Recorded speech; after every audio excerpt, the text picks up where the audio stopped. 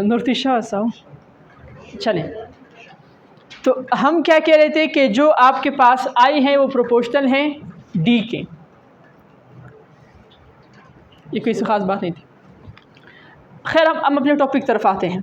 Topic हमारा ये है, एक बहुत इम्पोर्टेंट चीज़ है कि जो इलेक्ट्रॉन्स इजेक्ट होते हैं मेटल सरफेस से, they have different kinetic energies.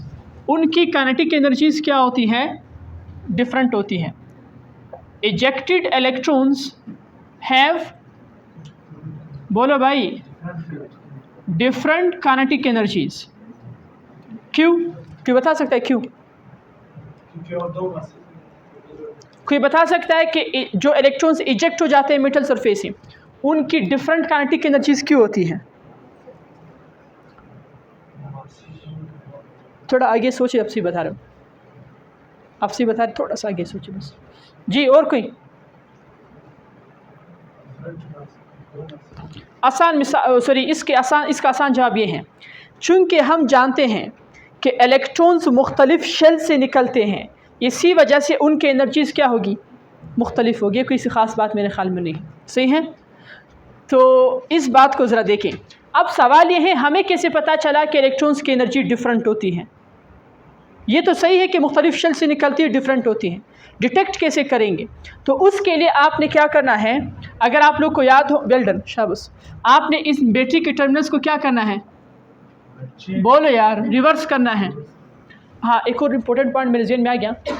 Here no gas is filled, यहाँ पे कोई भी गैस फील्ड नहीं होता है। क्यों? Because we are using low energy photon. क्यों? अगर यहाँ पे गैस को फील्ड करते तब ये लो एनर्जी फोटोन अपनी एनर्जी किस पे वो कर लेता? गैस मॉलिक्यूल्स के साथ इंटरेक्शन में। So no gas is filled, इसको याद रखना है इन द ट्यूब। तो जो आपके पास फोटो सेल है, यहाँ पे टर्मिनल्स को आप क्या करें, इसको सुने ज़रा सही तरह से, टर्मिनल्स को चेंज करें, नेगेटिव पॉजिटिव, बाकी वही पुरानी चीज़ें हैं। अब ज़रा देखें, आपको पता है कि इसको चेंज करने से होता ये था, ये वही एनोड वही कैथोड हैं, कि जब इलेक्ट्रॉन्स इधर पहुँचते थे तो ये नेगेटिव इसको क्या करता था? स्टॉप करने की कोशिश करता, मतलब रिपेल करता। आप इसको मज़ीद स्ट्रॉन्ग बनाते, आप इस एनोड को स्ट्रॉन्ग करते। इसके स्ट्रॉन्ग करने से जो इलेक्ट्रॉन्स यहाँ तक पहुँच जाते थे उनकी काइनेटिक एनर्जी क्या थी? क्योंकि जिन इलेक्ट्रॉन्स की काइनेटिक एनर्जी कम थी वो तो ऑलरेडी क्या हो जाते थे? रुक जाते थे, स्टॉप हो जाते। लेकिन जिन इलेक्ट्रॉन्स की काइनेटिक एनर्जी मैक्सिमम होती थी वो कुछ फासला कवर करके यहाँ पे क्या हो जाते थे?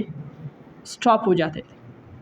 और उस वक्त जो हम पोटेंशियल यूज अप्लाई करते थे, that potential was known as, बोलो यार, स्टॉपिंग पोटेंशियल, या that potential was known as retarding potential. इसका दूसरा नाम क्या था? What is stopping potential? यहाँ से एक और पॉइंट, स्टॉपिंग पोटेंशियल क्या होता है? जी, रिवर्स पोटेंशियल। स्टॉपिंग पोटेंशियल क्या है? रिवर्स पोटेंशियल होता है। कौन सा reverse potential? Which stops the electrons of maximum kinetic energy. जो क्या स्टॉप करता है? Which stops electrons of maximum kinetic energy is known as stopping potential. इसको क्या नाम देते हैं? स्टॉपिंग पोटेंशियल का नाम देते हैं। इसमें कोई मसला? Stopping potential is represented by V naught. इसके फार्मूला डिराइव करना चाहोगे तो हम जानते हैं पोटेंशियल का आम फार्मूला क्या होता है? Work done per unit charge. समझ आ रही है?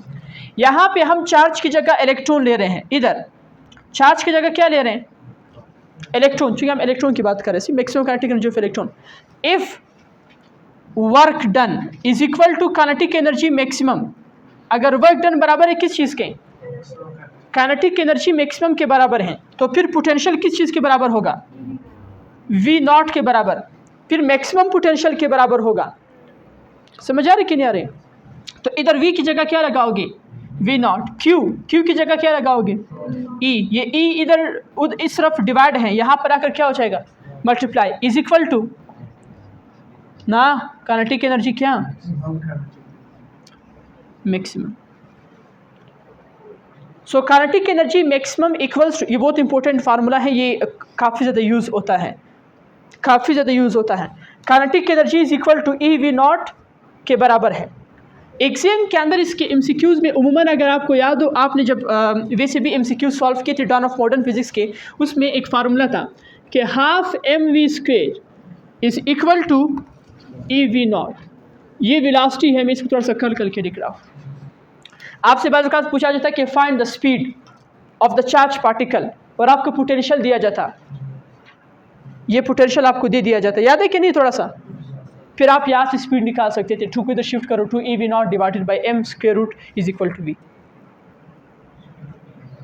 पोटेंशियल भी यहाँ से निकाल सकते हो, मास ऑफ द पार्टिकल भी निकाल सकते हो। तो ये काफ़ी ज़्यादा इंपॉर्टेंट फार्मूला है, ये तो याद रहेगा ना, कोई सवाल तो इसमें नहीं है। आइंस्टाइन्स फोटो इलेक्ट्रिक इक्वेशन,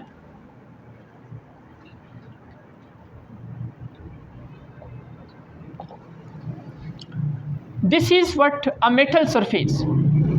ये क्या है भाई? बोलो भाई। मेटल सरफेस है, कोई इंसिडेंट फोटोन आ रहा है, इलेक्ट्रॉन के साथ क्या कर रहा है? स्ट्राइक कर रहा है, या मेटल सरफेस के साथ इंटरेक्शन कर रहा है। इसके वर्क फंक्शन को डिनोट करते किस चीज़ से?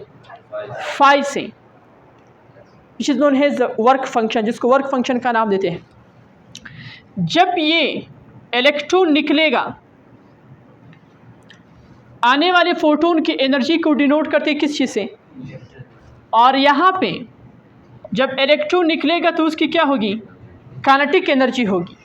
आप उसको मैक्सिमम का नाम दें तो अच्छी बात है। समझ आ रही कि नहीं आ रही?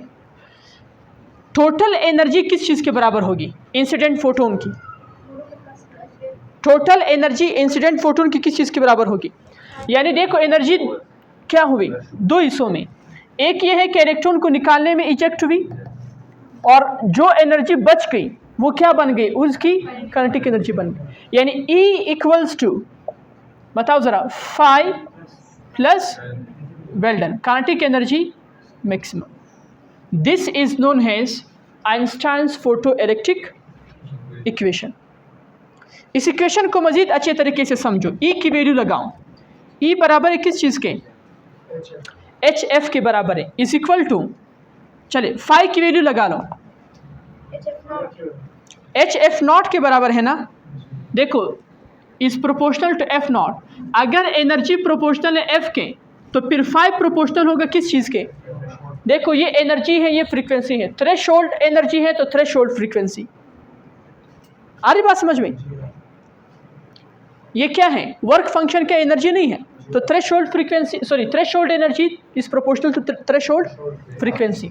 इसी वजह से इधर क्या लिखा? HF naught plus kinetic energy maximum किस चीज़ के बराबर है? E V naught. This is also known as Einstein's photoelectric equation. यहाँ तक समझ तो आ रहा है? कोई इशू तो नहीं है? एग्जाम के अंदर इसको याद रखना है। एक और चीज़, अगर आपसे पूछा जाए कि find the kinetic energy maximum, क्या मालूम करो? Find kinetic energy maximum. तो फिर इसको फाइंड करने के लिए यहाँ से ज़रा आते हैं। हम जानते हैं कि HF, ये यहाँ पे प्लस तरफ आके क्या हो जाएगा? माइनस क्या हो जाएगा? HF naught is equal to E V naught which is equal to kinetic energy maximum. यहाँ से बहुत इंपॉर्टेंट पॉइंट और रिजल्ट निकाल रहा हूँ। इन दोनों में कॉमन क्या है? H, तो क्या बचेगा? F minus F naught with a common factor known as Planck's constant H।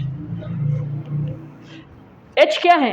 Planck's constant. So kinetic energy max is proportional to F minus F naught which is known as, बोलो यार, frequency difference. याद है क्या? नहीं है? Frequency difference minus है ना दरमियान में। क्या मतलब? It means the kinetic energy of photo electrons depends upon, बहुत important, frequency difference. The kinetic energy of photoelectrons depends upon frequency difference, and the kinetic energy does not depend upon, kinetic energy बिल्कुल भी depend नहीं करती है on the intensity of light, light की intensity पे, independent of intensity, dependent of frequency difference या frequency. ये point मैंने समझाया भी था। अब देखें, अगर आपसे कोई कहें एक लाइट है, सुटेबल लाइट होनी चाहिए, कौन सी लाइट?